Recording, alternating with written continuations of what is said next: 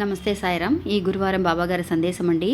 బిడ్డ, ఇంతవరకు కూడా నువ్వు ఎన్నో రకాలుగా ఆలోచిస్తూ ఉన్నావు. ఏదో ఒక ఆలోచన నీ మనసులో వస్తూనే ఉంది. నీలో నువ్వే మాట్లాడుకుంటూ ఉన్నావు, నీలో నువ్వే మదన పడుతూ ఉన్నావు. అలాంటి ఆలోచనలు కానీ, అవన్నీ ఏదైతే కనుక చేయాలి చేయలేకపోతున్నానేమో అన్న ఒక బాధ కానీ, ఇవన్నీ కూడా నువ్వు ఈ రోజుతో పక్కన పెట్టేసే తల్లి.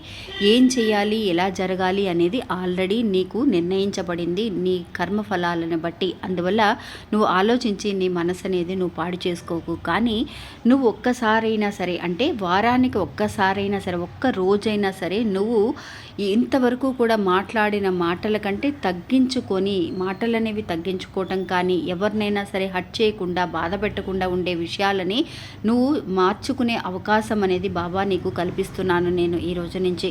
అలా నువ్వు చేసి చూడు. ఇంతకుముందు మాట్లాడిన మాటలు కానీ అవన్నీ కూడా తగ్గించుకొని, ఎవరిని కూడా ఏమీ అనకుండా నీ పాటికి నువ్వు సైలెంట్గా ఉండి చూడు తల్లి. ఇంతకుముందు నీకు జరగలేదు అనుకున్న విషయాలన్నీ కూడా నీకు జరగడానికి అవకాశం అనేది ఉంటుంది. కాబట్టి నీ మాటల ద్వారా జరగబోయే విషయాలకి ఆటంకాలు తెచ్చుకోకు అని చెప్పి ఈ గురువారం నాడు బాబా మనకిస్తున్న సందేశం అండి.